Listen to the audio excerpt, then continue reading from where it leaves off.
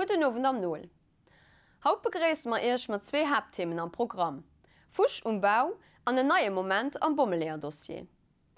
Zu Lützeburg wird viel gebaut, aber noch lange nicht all Bauherr ist mit dem Resultat zufrieden, weil bei einem Bau, Umbau oder Renovation so manche Katastrophen können auftreten. Nach dem Aufschluss von den Arbeiten kann es dem nur zu Problemen erschiert führen, wie zum Beispiel Feuchtigkeit, Riss oder sogar gesundheitliche Probleme. Nicht selten landen dann so Affären vor Gericht. Der Problematik, an der ich froh, wen in diesem Fall eigentlich die Responsabilität beim Fuschumbau überhält, ist der Pierre Welter nachgegangen. Fuschumbau kann teuer gehen. Am ganzen Land wird viel gebaut. Aber nach lang nicht all Bauherr zu Lützeburg ist beim Resultat zufrieden. Bei einem Bau, Umbau oder Renovierungsprojekt können manche Katastrophen auftreten. Auf der Baustelle können nicht selten zu Schäden Sturm, Wasser oder Feuer, Riss am Notbeschhaus, Diebstahl von Baumaterial oder es gut zu Wasserschäden. Nach dem Aufschluss von den Arbeiten kann es noch zu Problemen wie Fichtwände am Keller, Riss an der Fassade oder am Bodenbelag, an Lackerfliesen oder Wasserschäden durch Heizung am Fußboden kommen. Fehler am Bau können durch Schäden und Material entstehen, aber auch durch schlecht ausgeführte Arbeiten. Fehler können also schon beim Reibau bis hin zum Dachdeckerfusch entstehen oder auch erreicht bei den letzten Handgriffen. Folgen sind entweder gleich oder zu einem späteren Zeitpunkt sichtbar. Für Einzelne endet das Abenteuer oft am Ruin, weil der Bauherr fehlt oft all Erfahrung. Mängel am Murks können sie häufig recht erkennen, wenn es zu spät ist. Und dann ist guter Rat teuer, ein Recht für Gericht kriegen zu wollen. Lützeburger Gerichte kennen viele so Fälle. Sie sagen, die meisten Bauherren bräuchten eigentlich dringend Unterstützung, und das von Anfang an. Conseiller mit Erfahrung, Experten, die sie durch die Gesamtphase vom Bau begleiten und auf der Baustelle Auffälligkeiten, die steuern, überprüfen. Für das Zumachen von den Mauern wird fließend drauf kommen. Also generell muss ich sagen, dass haut bauen, das ist ein komplex Materie, muss ich wissen, dass Leute sich haushaltlich verschulden, für sich haut zu Lützeburg ein Wohnung, ein Appartement oder auch ein Wohnhaus zu leisten. Und da fand ich, während Zeit gut angerührt, vielleicht heinst du nicht die Idee, erst Italienisch durchzumachen, mir auch wirklich Geld zu investieren an eine Surveillance von einem Chantier, auch eventuell statisch Pläne zu machen, den ganzen Bau surveillieren zu lassen. Das ist natürlich nicht zum Nulltarif. Auch eine Möglichkeit ist, eventuell Assuranzen aufzuschließen oder das mit dem Entrepreneur, wo ihr schafft, dass ihr seht, könnt ihr nicht eine Assurance mit aufschließen, dass wenn noch 10 Jahre oder Schäden entstehen, dann in die auch kann man dann beurteilen. Mir nach einmal, das zu sagen, die Kosten, auch weil die Immobilienpreise so hoch sind, und Leute oft nicht mehr das nötige Budget Geld dafür auszugeben. Das müssen sich als Bauherr oder als junge Koppel, die Aventur da geht, müssen sich aber gut überlegen, was mir wichtig ist. Mit den meisten Bauauftraggeber hätte wenig Geld, geben leider auch auf der falschen Platz Spuren. Durch die fehlende Kontrolle von den ersten Bauabschnitten geben die Baufirma mit ihren vielen Sous-Traitants leichtfällig die Responsabilität von der Schäden von sich zu weisen. Es ist immer besser, sich für uns zu informieren, wer für Betriebe eigentlich zu Lützeburg qualifiziert sind, an die hier Fähigkeiten nachweisen können. Unerkannte Betriebe, sie bei der Handwerkskammer angedroht, können doch das nachweisen. Also ich meine, selbstverständlich kann sich informieren, mal einfach zu gucken, mit was für einer Firma haben wir zu dienen, was für eine Erfahrung haben die Terrain braucht. Und da denke ich, ist es nicht verkehrt, mit einem Architekten zusammen zu schaffen oder mit einem Büro de Contrôle oder mit einem Ingenieurconseil für die Statik zu machen. Und dass die das dann noch auf den Terrain surveillieren kommen, weil es geht nicht nur durch Pläne zu machen, muss dann noch im Terrain geguckt gehen, wann der Bau führen geht, ob dann auch dat Eisen ob het richtig verstreckt das ob all die Diligenzen gemerk sind ob die suivant les règles de l'art gemerken dat sind natürlich Prestationen von Fachleit die kennen dat doch nicht zum Nulltarif machen an dafür mengen ich soll wann baut wirklich Quotient op Seite lehen an die Fachleit investieren wenn sie sind ganz gut investiert. Ein anderes Beispiel gesagt ja, dat wirklich all mit der Kari verbaut geht oder wann ich an den Hivel bauen gehen, meng ich sie nicht gut geraten, auch Bödenproven machen zu lassen. Bestell dich nimmen vier, die Wundknappst oder auch noch während den Terrassementer kennt Bimmel in den Hivel gerutscht, da kommt er an Ausgaben, die Bimmel Projekt möglich machen, die werden schon glücklich und dafür sind die so gut investiert. Me wen dreht bei Schiert eigentlich Verantwortung? Wen als verantwortlich? Für der Lissabonner Gerichter her den oft juristisch Termen wie Responsabilität décennale, Responsabilität delictuelle oder Responsabilität kontraktuell. Was heißt das genau? Etwas ist sicher verantwortlich als auf Zeit gesehen nicht immer der Betrieb, den der Fusch verursacht wird. Also den Affekot mengg den nächsten Rotine gëtt ass eng Beweissicherung zu machen. Dat heißt, die Rätem an eng schnell Verfahren anzuleden, fir dat en Expertplatz kënnt, dat sind assermentéiert Architekten an Ingenieuren, déi dann op Platz kucke kommen. An dann kënnt natürlich Problematik wat méi Intervenant dosen muss déi all an Boot gesät gin. Well ich menggen dat jo kaum verwunderlich, dat eenet wild op den anderen drecken. Dat wie immer an eng Prozess will keen d'Responsabilitéit rund, will keen de schëllliche Sinn an een dregget op den Äner. A wann dann och zum Beispiel en Architekt oder den Ingenieursbüro Surveillance gemerk hat, mis den och mat den Boot sitzen, an der gët eng Reunion op der Platz gemerk, wo all Korps de Metieren dosen, an der Kajitfried do se Perverkehr beigin, gët seg ënnerlären of, erklärt wie net gemet hat, an dann ass dun dem Expert rauszufannen, Dursach fir wat du schu das mir net nemmmen dat gedoch geguckt ja wat muss der lo gemerk gin fir dat de Schuld behowe gëtt an den Expert kann dann och direkt die Erbichten chiffrieren dat ass de we den anzuschloen ass dat ass eng Prozedur die relativ schnell geht mit der Wesinn op manst wo en Drun ass. Den Artikel 1792 am Code Zivil viséiert eng 10-jährige Verantwortung, Responsabilität décennale vun den Architekten, Entrepreneuren an andere Leiit, die man Bauherr verbonnen sinn an zwermet engem Contrat de louage d'ouvrage. De sous-traitant ass am Artikel 1792 ausgeklammert. Also da sind wir natürlich am puren Droit.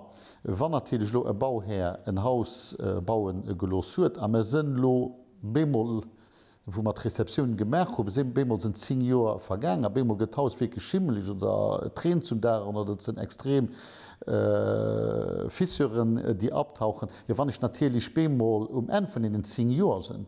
Da sind ich natürlich auch gut geraten an den Verkot möchte dann auch direkt eng Prozedur Fond zu machen für all die Korps de Metier mal sich für Responsabilität anzuklonen, weil auch der Fondsrichter kann auch nach einen Expert nennen für eben zu gucken, was geschieht. Das ist eine Prozedur, die ein bisschen mehr lang dauert, aber ob manst hue den fristgerecht sein Prozess Gericht ragerecht, weil kennt den dann no den Senior no der Rezeption da krieg ich vum Gericht gesot, die huet vielleicht recht mir bekomme gonn op de Fond, weil dat ze spät uset.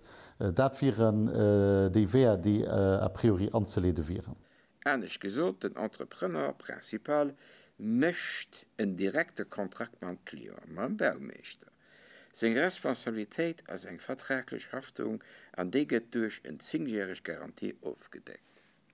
Dat hecht de sous-traitant huet geen lien kontraktuell man Bauherr. Heden ass dodurch net mat enger 10-jähriger Garantie aufgedeckt. Well hin dogéint an dat allgemengt recht fällt, huet hin Responsabilitéit vun 30 Joer. Den ass net durchgebonnen, well de Code Zivil an der Garantie an dem Artikel 1792 den oft vun dem oft geschwert gëtt, Di mech ënnerschetech der Garantie décennale an der 2 Jahres Garantie. An dat ass eng Garantie déi spielt tschen Bauherr an dem Entrepreneur.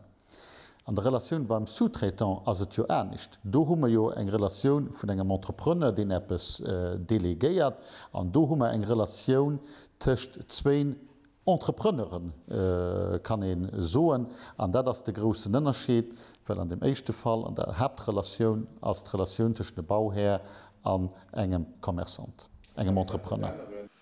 Das setzt de Sous-Traitant an eng unangenehm an ungerechte Situationun. Bei Schieti also méi wie Senior Asien läit Responsabiltäit fir Reparaturen eleng beim Sous-Traitant. Vill professionell Leiit, die dummer ze dien hun, sind der Meinung, dass der Legislateur dat enere misst.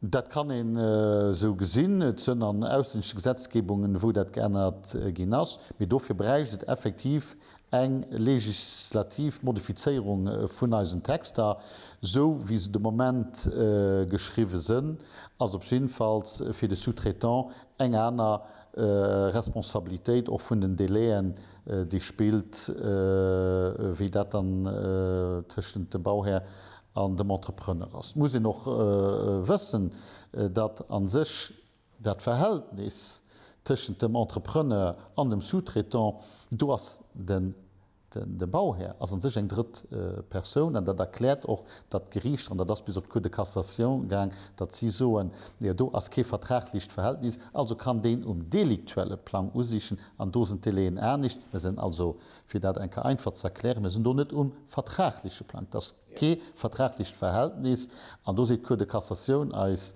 heicht Gerichtsinstanzen, die do soen well do kein vertraglicht Verhältnis ass, muss man op de Plan deliktuell goen an der spielen aller Deleen. Dat ist d'Erklärung. Vom Fusch und Bau bei de Bommeleer. Für rund 8 Joer huet de gréste Prozess an der Lützebauer Justizgeschicht de Bommeleer-Prozess ugefangen. Zweiters bekannt.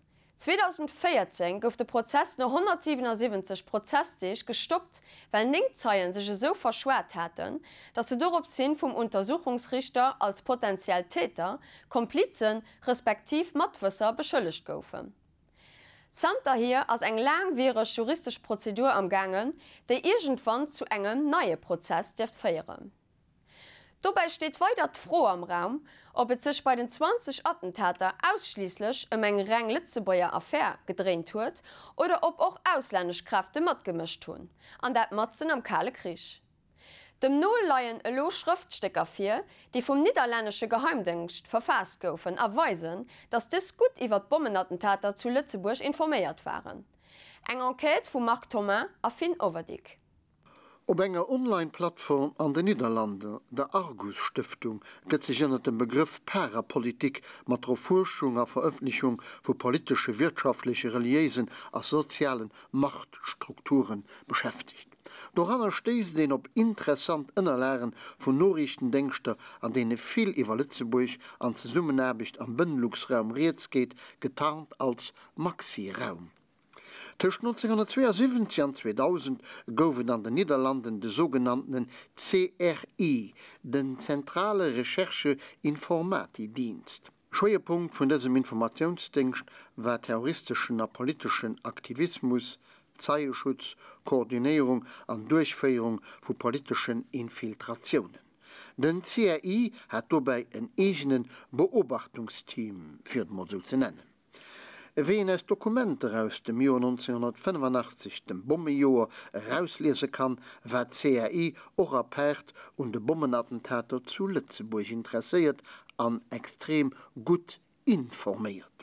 So hat der niederländischen Informatiedienst als engem Bericht vom Juni 1985 klar abgerastet und präzis abgezählt, was alles am Zusammenhang mit den Bombenattentäter zu Lützeburg gestohlen gouf.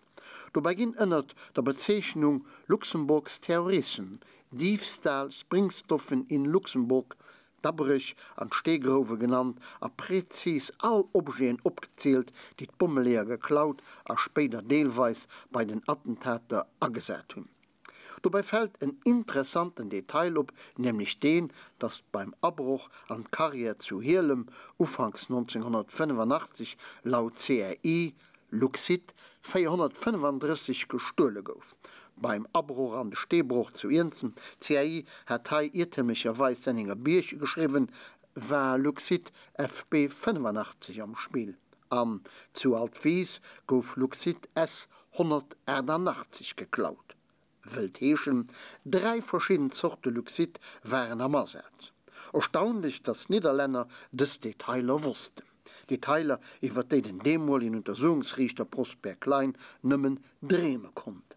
An noch am Bummeleerprozess gouf immer nëmme generell vun Luxit geschwert.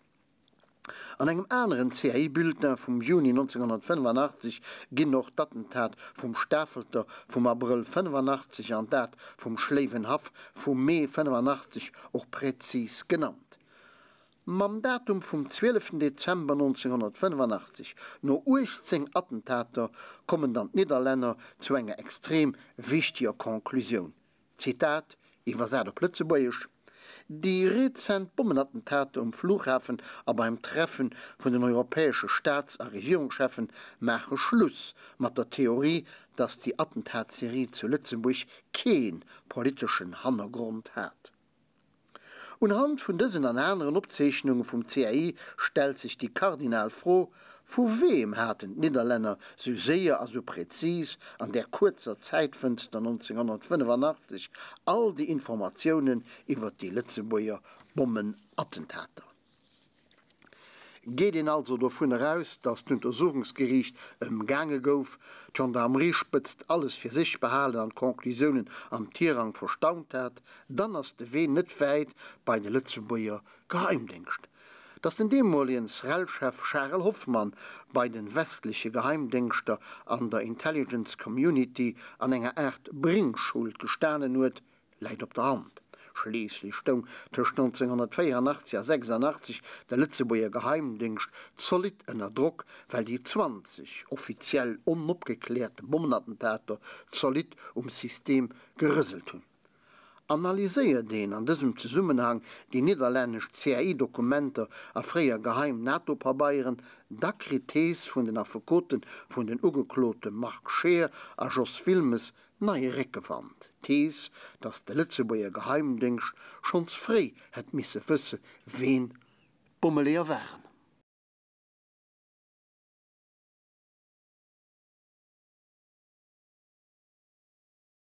Demno kann en hai nimmen chlor an deitlich soen affaire à suivre. Kommen wir dann zu engem ökologischen Thema, der Natur. Dass zu Lützeburg Natur stark strapazeiert, angeengt an immer méi zo betoniert gëtt, ass ke Geheimnis. Als Natur- an Ökospezialist Jean Weber huet sech dofir op sich no intakte Plätze gemat an huet es op der Heet fand. En Summer, Ufang Hirscht, fängt Teet mat Bleien. Et ass fir allem Besenheide, Caluna vulgaris, e Strauch, den bis 4 Joer alt ka ginn, a mat Klängen, Bleien, mat engem rosaen Teppech e wertvolle Lebensraum ubit. Teet ass bei Eis eng Äl vu Mënschenhand erschärfen Kulturlandschaft. Am 18. Jahrhundert hätte man so eng 30.000 Hektar Heet nach zu Lützeburg. An der Gemeinde Kirlen fand den Haut nach 2 so Heetlandschaften. Einmal Telpe-Scholz bei Neusbel-Dondel. Telpe-Scholz als eent von den ersten Naturschutzgebieten von Lützeburg. Längs die Heetlandschaft umrand vom Eistall feiert den Autopedestre von Neusbel der Länst. Umrand von dieser Heetlandschaft Telpe-Scholz weisen Ausgrabungen von merowingisch Grafhevelen aus dem 7. Jahrhundert, dat het Hai schon lang menschliche Aktivitäten gesehen. Auch bei Keespel, Dondel, Matten am Bösch, als schon 1995 vom Naturschutzzyndikat Sikona angefangen ging, auf der Platz Heetchen eng weiter Heetlandschaft zu renaturieren. Nach just ein paar Rester Heet, wo in demals Hai nach verblieben, an die ursprüngliche Natur, der Bösch, war dabei, sich sein Lebensraum zurückzuholen. 2006 als Tätchen vergrößert ging, an Haut feiert doch do eine flotte Wanderweg mit Informationspanoen der Länst. Telpe-Scholz wie Hätchen sind Teil vom Natura 2000 Schutzgebiet vom Eich am Emmerdal. Heetlandschaften sind Landschaften, mat enger grosser Biodiversitéit. Eng Rei Spezialisten ënner der Flora a Fauna hun do e Lebensraum. Dorënner besonnech vill Heesprenger.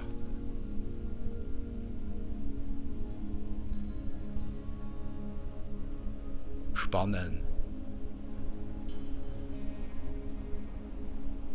an natierlich Bayern. Heet ass bei Eis durch eng intensiv Nutzung vum Bësch op saurem Bodem entstanden. Mol waren et Leiit, die Demos am Bësch gelieft hunn, zum Beispiel fir Kohl herzustellen, a wie ze iwwerliewen alles wat ze am Bësch fand hunn, genutzt hunn. An dommer huse de Bësch ausgeraumt an de Heet as entstanden. Dacks as och de Bodem aufgedrohe gin, dat heecht geplagt gin, fir dëst Material praktisch als Dünger ze nutzen. Dëse Bodem wo besonnech bei Moorebierdem wéi Sandsteel Eistall als Dünger neidech an eng Méiglichkeet e bëssien Landwirtschaft ze betreiben. Heet ass e wichtege Lebensraum, eng Kulturlandschaft an de wichtigcht Kulturgut. Eng Heet herzustellen oder ze erhalen bedeit over e gewaltigen Angriff an d Natur, meeschtens an de Bësch. Dofir ass d'Heet och Appes, wer den Haut muss vorsichtig a kritisch betruchten, an Zeiten wo de Bësch Probleme huet an och eng wichtig Roll bei der Klimakrise spielt. Heet bedeit méi Biodiversität an e grosse Beitrag zum Erhalen vu raren Erden. Heet bedeit over och Manner CO2 speicheren an de permanenten Angriff géint de Bësch. Nief dësen Heetlandschaften an der Gemeng Kirlen sind zurzeit eng Rei weiter so Heet Naturschutzprojekten zu Lützburg am entstoen. So am Ergang vom Eistall bei Eichen beim Naturschutzgebiet Schwarzenhaf Dschungelbösch. Hei also de Projekt als Kompensation vun enger Naturzersteierung op enger enrer Platz. Och Matten am Bësch tschen Schweech an Ener an der Gemeng Birkrich e weiteren Heetprojekt am entstoen. Alles Projekten Matten am Bësch an des Projekten brauchen nach viel Zeit, Suen an Ergriffe, bis op dene Plätzen eng Heet zum Bléie kënnt. Vun der Heet dabei eise Spruchspezialist de Lexroth, den eis och hautnis mat zinge Spruchperlen begeert. E Moler, den dësen ëm verdenkt, ass em Stand mat de Purstrecher Apps do hinner ze dick sinn, dat irgendwéi schwätzt. Wéi? Dat ka vu ganz vielem ofhänken. Net iedereen wëlt de Frend vu Picasso, Miro, Kandinsky oder Klimt sinn. Over an der Molerei ass et wie an der Musik an och an der Schreiberei. Et seet ich Appes oder net. An der Dichterei ass et selwicht. Net iedereen kann sich fir Rainer Maria Rilke begeeren, vielleicht over fir gut Volkslittertexter oder klengleif Naturgedichter. Mir huke Marcel Proust, kein Heinrich Heine, a kein Shakespeare, mir och an denen ihre Sprache fanne mir an enger sogenannter zweiter Reihe. Zum Beispiel en Eduard Mörike, von dem bei Eis e Polnösen en Nick Heine, Marcel Reuland, Tit Schröder an a anderer sich ganz ruhig Mose lese. Sie schien literarisch gut do. An sie weisen, dat sich mat Eiserspruch etwas machen lässt, wann sei Letzeburgicht kennt, oder als Dichter auch an der Git hört. Hei Kleingedicht von Marcel Reuland, dat als engem Genre net besser an enger anderer Spruch fand. All heiser die an alle Gase stehen hun die vom Scheet vor Kummer a Gemach eng Seel. Aber an se wakrig ginn am Lächten liicht vum engem kloren Dach am Summer op an Zou. Da brennt eng Glous an ihre Raute wie eng himmlisch Fred. All heiser hunn eng Seel, die owes groß no kloren Deich an ihre Raute steht. Springen ich nach Midags als klengere Gedichter vu bechten Schreiwerten mat.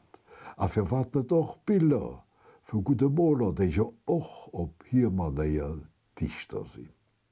Soweit fir Haut mat eise Nullthemen. Hu de Situationioen mat öffentlichen Instanzen oder fil Dich ugesprach, da kontaktéiert eis iwwer 0@0.lu. Natierlech könnt Dir als Komplettemissionioun vun Haut oder Deler davon all moment am Internet no kucken ënnert www.0.lu. Ädi a bleif gesonder Monter.